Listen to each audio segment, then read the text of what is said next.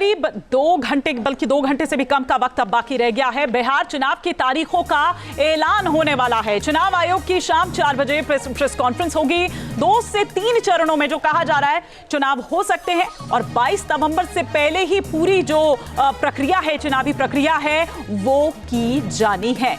तो 2 घंटे से भी कम का वक्त अब बाकी रह गया है जब चुनाव आयोग प्रेस कॉन्फ्रेंस करेगी। नई दिल्ली में विज्ञान भवन में ये प्रेस कॉन्फ्रेंस होनी है और बिहार में चुनावी शंखनाद आज जब ये होने वाला है तो चुनाव आयोग की प्रेस कॉन्फ्रेंस पर सभी की निगाह लगी हुई है, जिसमें तारीखों की घोषणा की जानी है। इस बीच तमाम राजनीतिक दल जिन्होंने अपनी कमर कस ली है और बयानबाजी का दौर भी इस दौरान शुरू हो चुका है।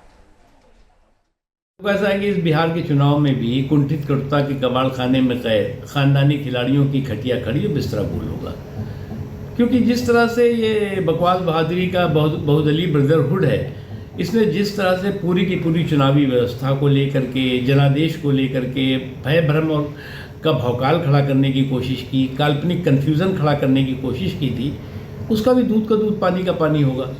और विशेष तौर से कांग्रेस और उसका कुनबा, जो कांग्रेस के सैलून पे कन्फ्यूज़न और कॉन्स्पिरेसी का बैलून था, उसकी भी हवा इसी चुनाव में आपको निकलती हुई दिखाई पड़ेगी। के पास कोई मुद्दा है नहीं।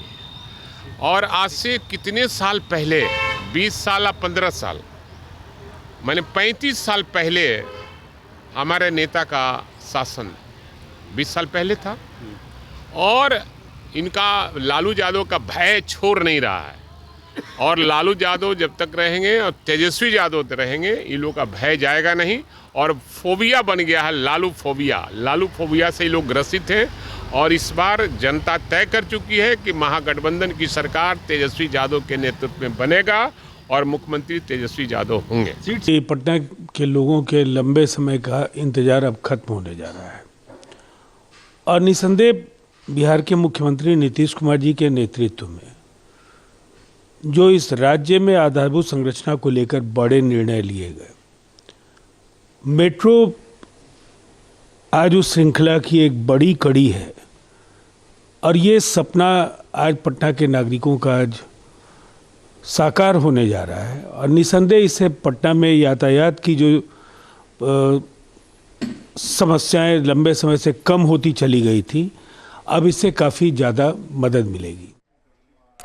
तो सियासी बिसात अब बिछने वाली है। यहाँ पर तारीखों का ऐलान होने वाला है। इसी पर हम और विस्तार से चर्चा करते हैं। हमारे साथ आरजू खान प्रवक्ता हैं, आरजेडी के, इस वक्त हमारे साथ जुड़ चुके हैं और साथ ही साथ श्वेता प्रिया इस वक्त प्रवक्ता हैं, जेडीयू के, हमारे साथ जुड़ चुके हैं। लेकिन श्वेता प्रिया जी, आप ही से मैं चर्चा की शुरुआत करती हूँ। काउंटडाउन शुरू होने वाला है, अब सियासी बिसात बिछने वाली है, क्या तैयारी?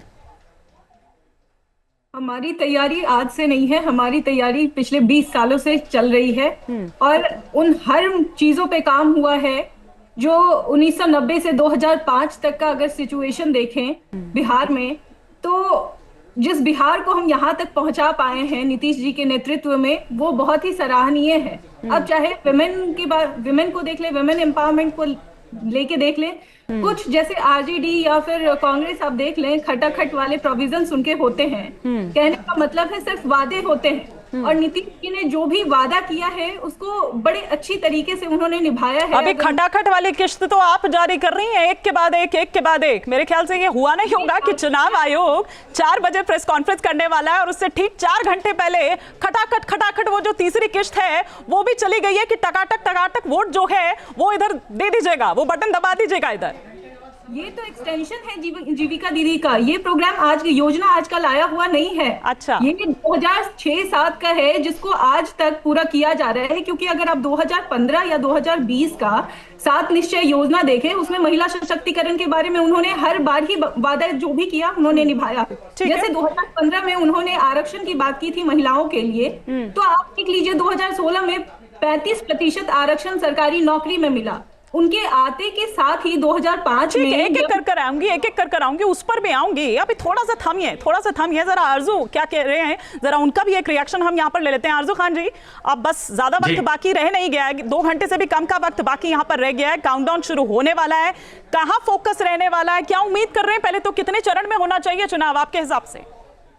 हम लोगों ने इलेक्शन कमीशन से साफ तौर पे कहा कि 2 चरणों में चुनाव होना चाहिए, उससे अधिक चरणों में चुनाव नहीं होना चाहिए, इसलिए कि 1.5 महीने 2 महीने एक लंबा वक्त निकल जाता है, लोग परेशान हो जाते हैं। जो और लोग हैं, जो आम आवाम है, हर जगह पे इलेक्शन होते रहते हैं, तो उसको परेशानी का सामना ट्रेवल करने के जरिए अपने काम धाम में चुकाना पड़ता है। इसलिए अपने इलेक्शन कमीशन से कहा है कि 2 चरणों में अगर चुनाव हो जाए तो वो बेहतर है।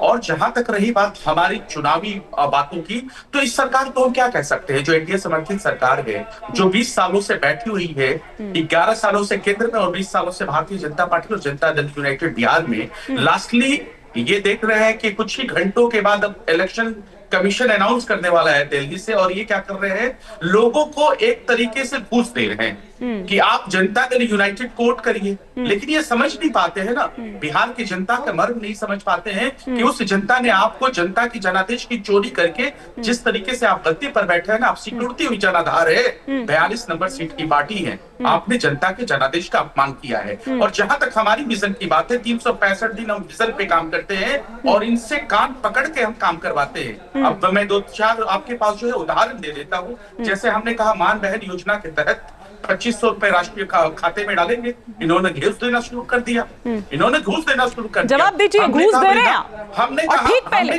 श्वेता जी, हम सिर्फ जेडीयू के प्रवक्ता ही नहीं, हम विक्टिम रह चुके हैं। 1990 से 2005 तक जो बिहार में स्थिति था, हम उसके विक्टिम रह चुके हैं। हम एक अधिवक्ता भी हैं, और उसके तहत अगर देखा जाए, राइट टू लाइफ मीन्स एक डिग्निफाइड लाइफ होता है। क्या हमें डिग्निफाइड लाइफ मिला था? 5 बजे के घर के अंदर रहना पड़ता था। जो चीजें हमारी सरकार ने जो वादे किए थे, एक एक करके उनको पूरा किया है। जिन्होंने 1990 से लेकर 2005 तक की स्थिति को देखा है। और लेकिन जिस ओर आप इंगित कर रही थी श्वेता जी, थोड़ा सा और इलैबोरेट करिए, क्योंकि मैं चाह रही हूं कि आप उस पर आए। आप जंगल रात की जो बात कह रही है ना, कि 5 बजे के बाद बाहर आप नहीं निकल पाती थी, लेकिन वही आरोप तो आप पर भी लग रहा है। अभी पिछले कुछ दिनों जिस तरह की घटनाएं हुई हैं, वो तो वही जंगल रात से तुलना की जा रही है, आप लोगों की भी तुलना। तो ऐसा नहीं होता है। लॉ एंड ऑर्डर हमारे यहाँ जितने अभी अच्छे हो गए हैं बिहार में, पहले नहीं था। और ये जो जंगल राज की बात आप कर रही हैं, ये हम या किसी और का नैरेटिव दिया हुआ नहीं है। ये उच्च न्यायालय, पटना उच्च न्यायालय ने मई 1997 में ये वर्ड यूज किया था बिहार के लिए। अब आप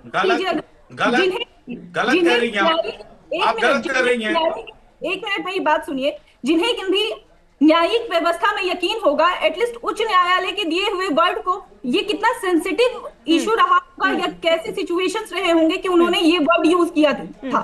एक होता है एलिगेशन, हम लगाते हैं, आप लगाते हैं, वेरी डिफरेंट। हाँ, वो बहुत ही डिफरेंट होता है जब कोई हाई कोर्ट इस तरीके का वर्ड यूज करता होगा। और आप देख लें, FIR भले ही आपको दिख रहा होगा, FIR बहुत सारे लॉज हो रहे हैं, उस वक्त में तो FIR भी नहीं होते थे। अच्छा, आरजू जी क्विक रिएक्शन, फिर हम आएंगे दूसरे सवाल पर। जी एकदम। सबसे बड़ी चीज ना, ये बेशर्म सियासत कर रही है। देखिए 20 सालों के बाद भी इनको अपनी उपलब्धियां बताने में परेशानी हो रही है। आप ये अतीत में जाकर एक राजनीतिक चेहरा जो इनका बेनकाब अपना करवाना चाहती है हमसे, अपने राजनीतिक बदनुमा चेहरों को छिपाना चाहती है। वो कह रहे हैं कि शाम में 5 बजे के बाद निकलना दूभर हो जाता था। जी आप एकदम सही कह रही है। मैं उनके सवाल का जवाब दे रहा हूँ। एनसीआरबी का डेटा पढ़िए जो 2023 तक है। उत्तर प्रदेश पूरे देश में पहला ऐसा राज्य बना है जहां क्राइम सबसे ज्यादा है, और दूसरा बिहार है। तो यानी आप झूठ बोल रही है या नेशनल एनसीआरबी का डेटा झूठ बोल रहा है। 60 से 70 हजार बिहारियों की हत्या हो चुकी है एनसीआरबी के डेटा के तहत।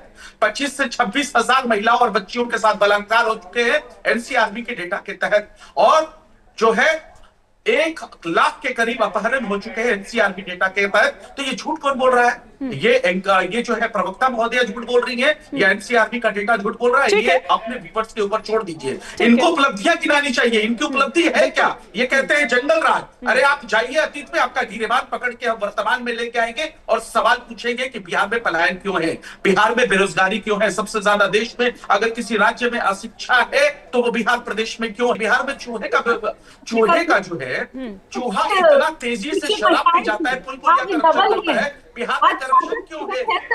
आप किस चीज की बात देंगे? आपके वक्त में जो रेशियो था लिटरेसी का विमेन का, वो 33% था सर, अभी 66 है, डबल है। आपको क्या क्या चीज गिनवाया जाए, अभी महिलाएं सुरक्षित महसूस हो रही हैं। नहीं, लेकिन श्वेता जी, जो वो पॉइंट उठा रहे हैं वो वैलिड है ना, तो फिर ये छात्र सड़कों पर क्यों उतर रहा है जिनको लाठियां भांज रही है आपकी सरकार?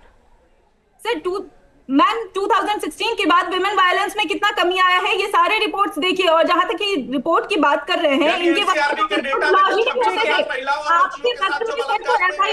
मैं माफी के साथ आप दोनों को रोक रही हूँ, समय चूंकि इतनी इजाजत दे रहा है। बहुत शुक्रिया आरजू जी आपका भी, और श्वेता जी आपका भी। जहाँ भक्ति है हर शब्द में, कथाओं में छिपे हैं दिव्य रहस्य, और ज्योतिष देता है जीवन को दिशा। धर्म से जुड़ी हर बातों को जानने के लिए हमारे चैनल स्तुति को सब्सक्राइब करें। चैनल पर जाने के लिए इस लिंक पर क्लिक करें।